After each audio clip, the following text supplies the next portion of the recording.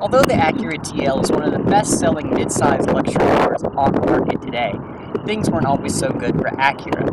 Back in 1994, Acura decided to discontinue the Vigor after very disappointing sales, and they decided to go a different route with the new TL. Now, they didn't actually change that much. In fact, the base engine, the 2.5-liter 5-cylinder, remained the same, but they added a new 3.2-liter V6 out of the Legend and added more luxury, more features, and more value for the money. TL, and let's be honest, all Hondas and most Acuras, except for the most recent ones with the beat grille, have always been accused of being a bit bland. And, well, this isn't really that different. It was similar to the Vigor, but with more clean, crisp lines and some rounded off edges, especially in the headlight and taillight regions. But from about right here where my camera is, things remain the same, mostly in the interior. The other thing they added, of course, as I mentioned, was that 3.2-liter V6 out of the Legend. Now that creates 200 horsepower and 210 pound-feet of torque. The base engine remained the same 2.5-liter 5-cylinder out of the Vigor, which was intended originally to compete with the Audi A6 that was out at that time. Standard on all TL models were 15-inch alloy wheels. The only thing that really changed was the design of the wheels. And also, you have 4-wheel disc brakes on all models. And also worth noting is that the 3.2, the hood comes down and actually is not attached, or the grille is attached to the hood itself. On 2.5 models, the hood stops up here. That's because that 3.2 requires a lot more room, so the nose is pushed out here on the 3.2 model. Now, the Acura Vigor was always criticized for having a very small interior. Acura really listened and made this interior a lot more airy feeling and not nearly as narrow as it was in the Vigor. You'll find a very low cowl design, so the blind spots are nearly non-existent in this vehicle. The only real blind spot is that rear quarter panel view. Of course, a sunroof came on the 3.2 Premium, and not all of them came with the sunroof visor. That was actually a dealer-installed accessory. And this is one of the few vehicles that I have seen, in fact, I think it's the only vehicle I've ever seen with roof-mounted tweeters. And somebody will, I'm sure, correct me on that. I'm sure something else has used that before, but it's a very unique design that they used in this vehicle. Now, of course, for typical 90s Hondas, you have an auto-down driver's window, but that's about it. Let me close the sunroof here. You have nice chrome door handles. You have a chrome strip that runs along the bottom of the door here. Now, you'll see that this one actually has traction control. That did not come standard on vehicles that were not a premium model. So you have the 2.5, the 2.5 Premium, 3.2, 3.2 Premium. And also, because this is a 1996, it does not have variable intermittent wipers. That came standard on all TLs for the 1997 model year. Of course, you have power windows, power door locks, power mirrors, and the premium models came with these nifty heated mirrors. Of course, you have a typical steering wheel out of that generation of Accord. Nothing really changed there.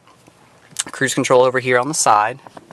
Clear gauges, but again, these are ripped right out of an Accord, so you do see some similarities. They did a much better job in the second generation TL of separating it from the Accord that it was based on. And down here, of course, all models had electronic, automatic temperature or climate control. And higher trim levels had the more premium 8-speaker audio system, which is actually very, very, very good. You can see my other videos on that. And you'll see that this is a 4-speed automatic transmission, and that is the only transmission that is offered on the TL. You will not find any manual options here at all. Heated seat controls are down here, high, low. Of course, you have your fog lights. Cup holders, which are typical Japanese car. They do not work at all. Things slosh out of them all the time. You have an upper and a lower console here, and actually Acura intends this to be a sunglass holder, believe it or not, since there is a lack of one up here on the roof. They want you to use this little strip here to keep your sunglasses in there, I guess, since it's got this open area here. The glove box is lit, not right now because I don't have the lights on, but when the lights are on, the glove box is lit.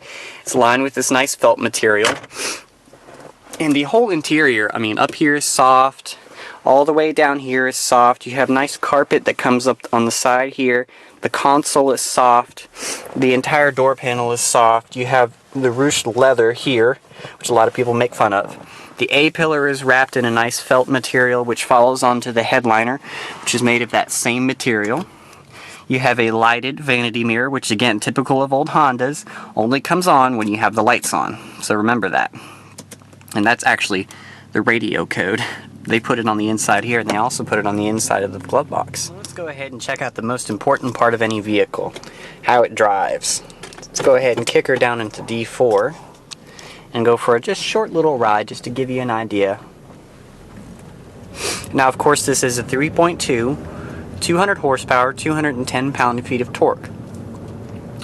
Now, this is an engine that was lifted directly out of the Acura Legend after it was discontinued.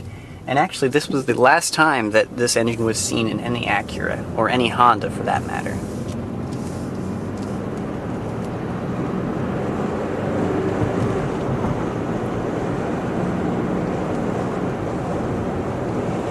Now, as I said before, the 3.2 was really meant to be more of a, luxury touring model, not so much a sporty car at all. Now, that definitely shows. Even though this car has a four-wheel double wishbone suspension, there is a lot of body roll, and the feedback from the steering, the steering is very, very, very, very, very light. Even Sofyan, when he drove this car, said, oh my gosh, the steering is very light. It's one of the most light feeling steering wheels that I have come across, period. Now, the 2.5, although it was a little bit down on power, was actually positioned as the sporty model, despite it still having a 4-speed automatic.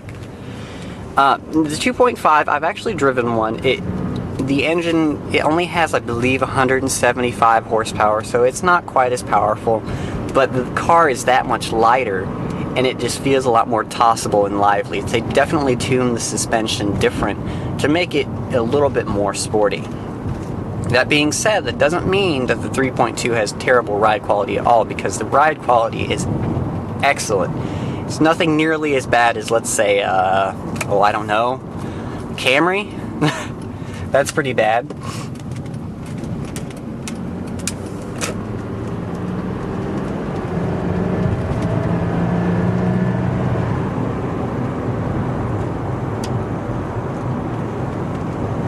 I'll go ahead and give you guys a little taste of the 0 to 60.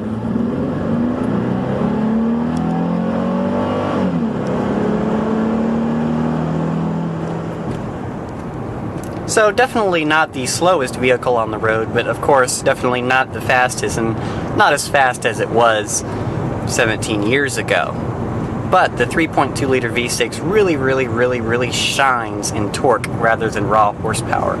It gives you that nice, just smooth, effortless power, as you can see. Even if I give it a kick,